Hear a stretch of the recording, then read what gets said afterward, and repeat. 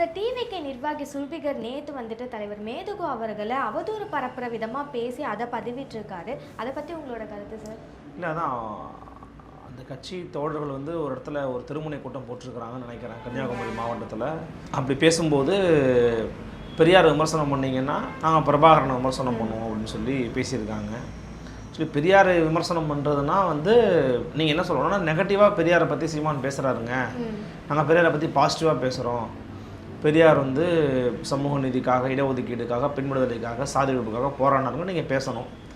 அதுதான் வந்து ஒரு கவுண்டர் அட்டாக்காக இருக்கும். அல்லது திராவிட கோஷ்டிகள், திராவிட இயக்க தோழர்கள் பண்ணுற மாதிரி தனி மனித தாக்குதல் விஜய் சீமாமா நடத்துகிறத நீங்கள் பண்ணியிருக்கணும். அதாவது உங்களோட ரியாக்ஷன்ஸ் வந்து இப்படி தான் பொதுவாக பண்ணுறாங்க, எல்லாருமே இப்படி பண்ணுறாங்க.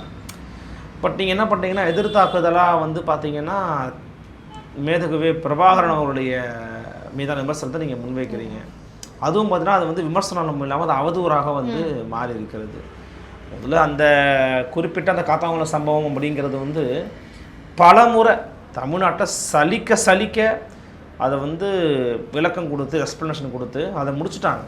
எதுக்காக சம்பவம் நடந்துச்சு, அதுக்கு தலைவர் என்ன பதில் சொன்னாங்க, விடுதலை புலிகள் தலைவர் என்ன பதில் சொல்லியிருக்கிறாங்கிறது போது எல்லாம் பேசியாச்சு. ஆனால் அந்த சம்பவத்தை முன்விட்டு ஒருமையில் மாதிரி பேசுறதுங்கிறது வந்து, அப்போ நீங்கள் எப்படி வந்து தமிழ் தேசியமும் திராவிடமும் எனது கண்கள் நீங்கள் வந்து பேசுவீங்க? அப்புறம் நீங்கள் எப்படி வந்து மாவீரர் நாளைக்கு வந்து பதிவு போட்டீங்க, மாவீரர் போட்டுறதும் மாவீரர் போட்டுறதுன்னு பேசுகிறீங்க, எதுக்கு போட்டீங்க?